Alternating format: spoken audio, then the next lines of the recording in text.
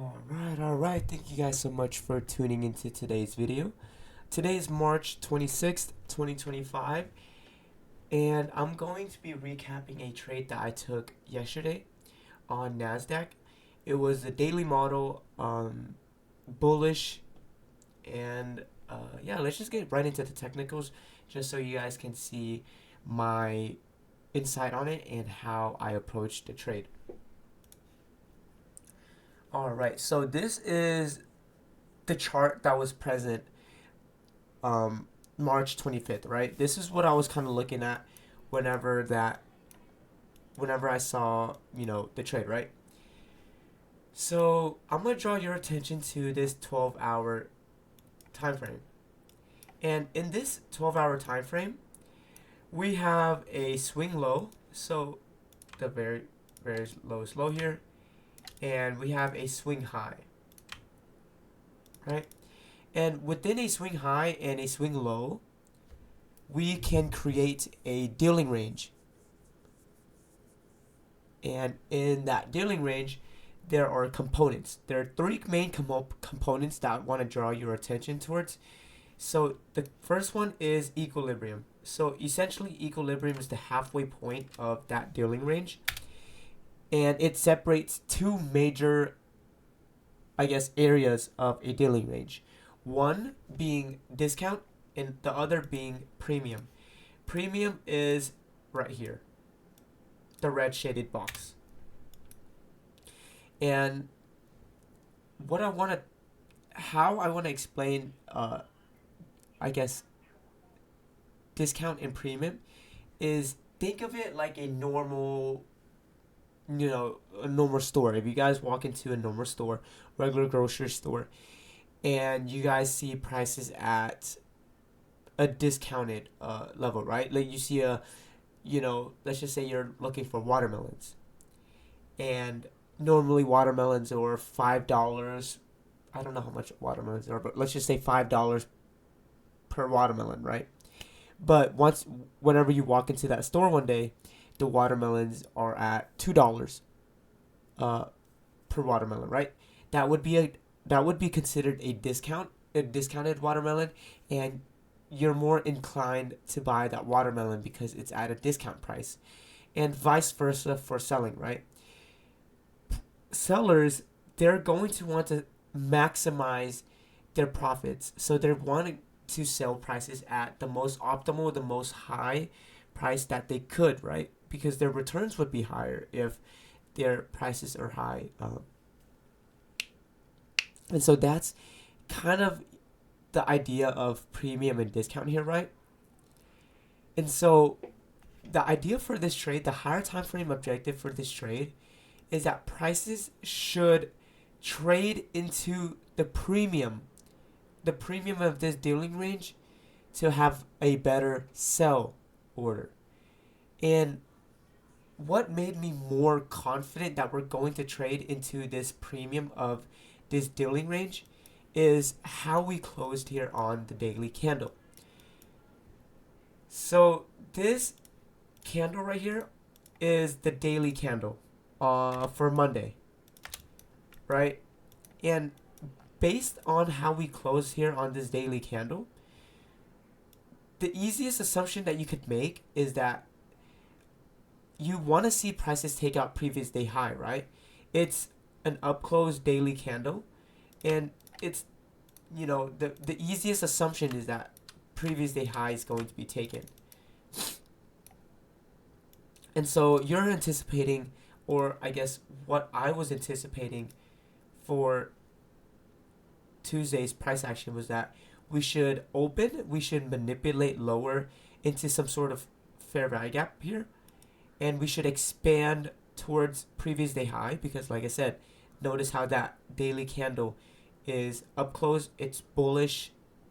Just objectively looking at it, you can anticipate that previous day high will be taken.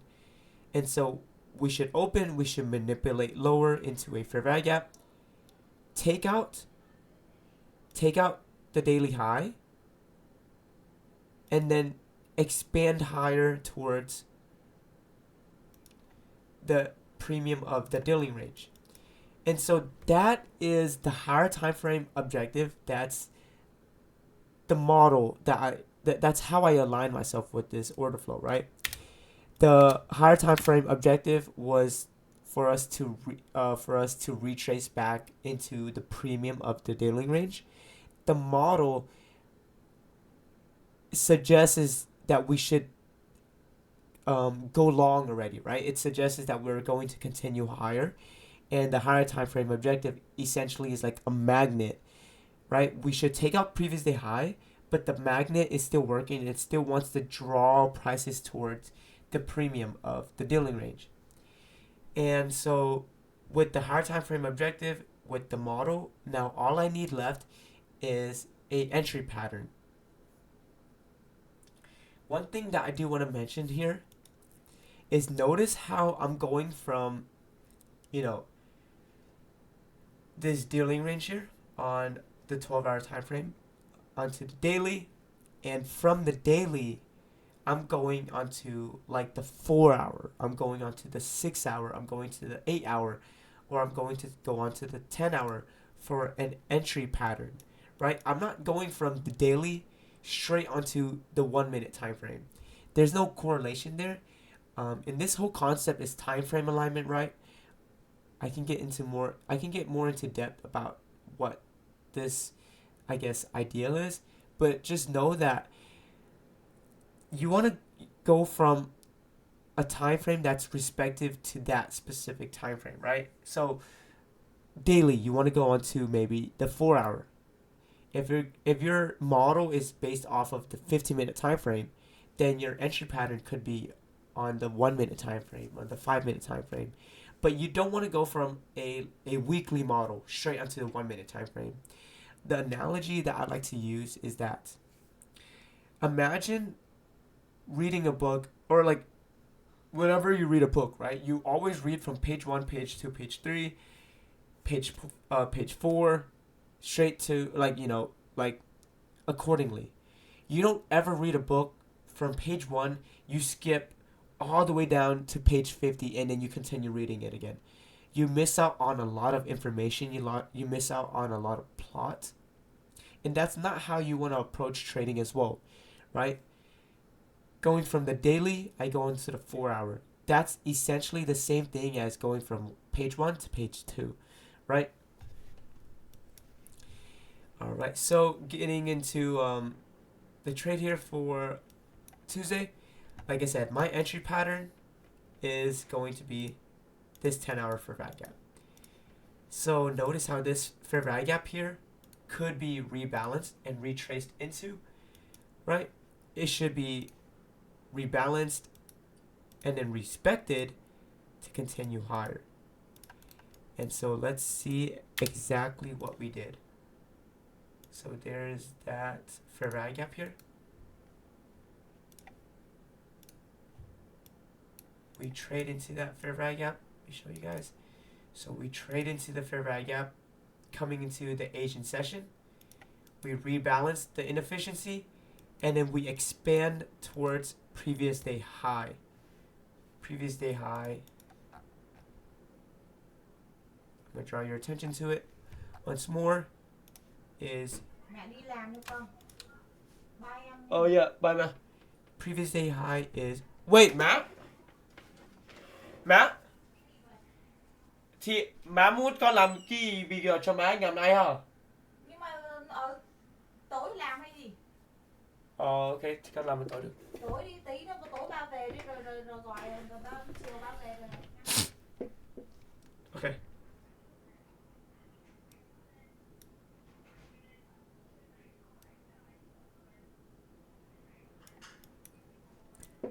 And so we came into, we rebalanced that inefficiency here on that during London, and then we expanded higher, and then we took out previous day high.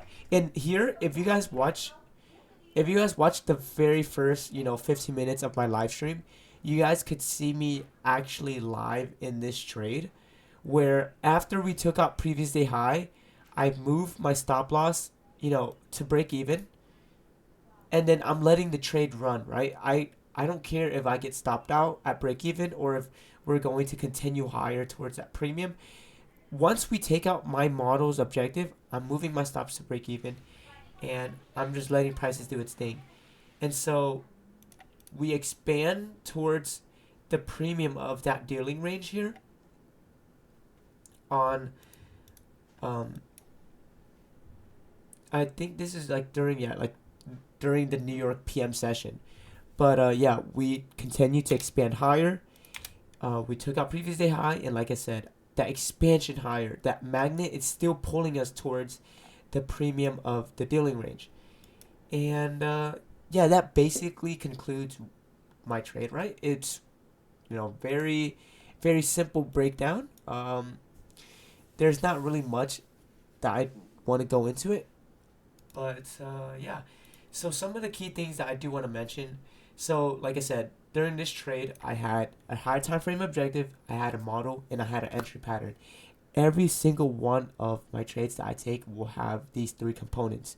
This just helps me maintain that level of consistency, and it'll really, narrows the amount of trades that I do take. But the trades that I do take, they're high quality, right? Time frame alignment. Like I said, you want to go from page 1 to page 2, page 3, page 4. You don't want to skip a page and lose out on information. Third, standard deviations. So, there's standard deviations is essentially a projected price range that allows you to have extra targets in mind, right? So here, we have this kind of like this retracement leg, right? Where we retraced back into the 10-hour fair value gap to expand higher. And this retracement leg here, you could actually use that retracement leg for projections. And so, here from this kind of swing low here to this swing high, I have some standard deviations, right? And so notice how this is previous day high on Monday, right?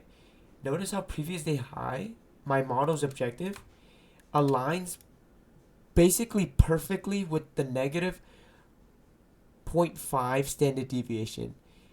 This gives me, a lot of confluence and a lot of and confidence that we're going to take out previous day high.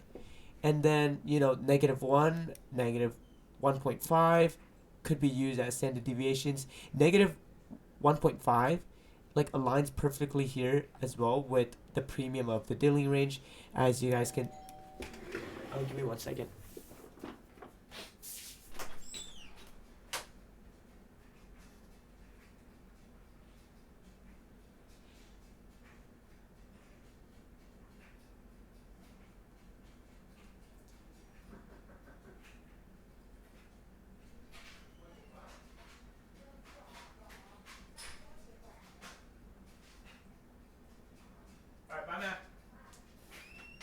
Alright, so sorry about that. But yeah, you can use standard deviations here if it allows to use to have extra projections, right? Extra targets. This is like a case by case scenario. Sometimes you're not gonna have the ideal, standard deviation projection, but it just so happens that the trade that I took had basically perfect standard deviations and everything aligned with existing liquidity, right? Previous day high, it was matched up with the negative 0.5 standard deviation, and this buy side level here, it very a lot of alignments. So standard deviations, just using that for extra targets. Fourth, and this is one of probably the biggest confluence that I could mention for this trade, right? I mean, I guess it's the biggest confluence other than the three components that I look for in a trade. So in this trade here, there was actually a lack of SMT. And you're probably wondering, what are you talking about? So I know about SMT, but I've never heard of, a lack of SMT. So if you guys take a look here on ES, we have this swing high here on ES, right? And on this swing high, we have that same relative swing high here on NQ. And notice during the time of this trade, both the indices have yet to take out that specific swing high. So notice where ES is at the time. We failed to have an SMT divergence, right? We don't have SMT divergence, and this could mean that there's going to be that there could be a possible continuation in that specific direction, right? So if you guys refer back to what SMT indicates, it essentially shows you where there has been manipulation in the markets, right? It's not, I guess you could say it's an indicator, but it's more of a price action indicator, right? It's not like an EMA, it's not like a VWAP or whatever. It's actually it's in the charts. It's present. You don't need trading views indicator here. It's visually in the charts, right? And so whenever there is SMT, the swing high tends to be a strong swing high, right? Meaning that it's not going to be broken past. And so if there was SMT here, let's just say that this swing high, this high right here, took out this high. And so if we took out this high and ES failed to take it, then it's going to give me more of a, ES, we didn't take out the swing high, but in this scenario here on NQ, we did. It's just it's just not as probable anymore. But coming into this trade, I noticed how there was a lack of SMT. So inverse this concept.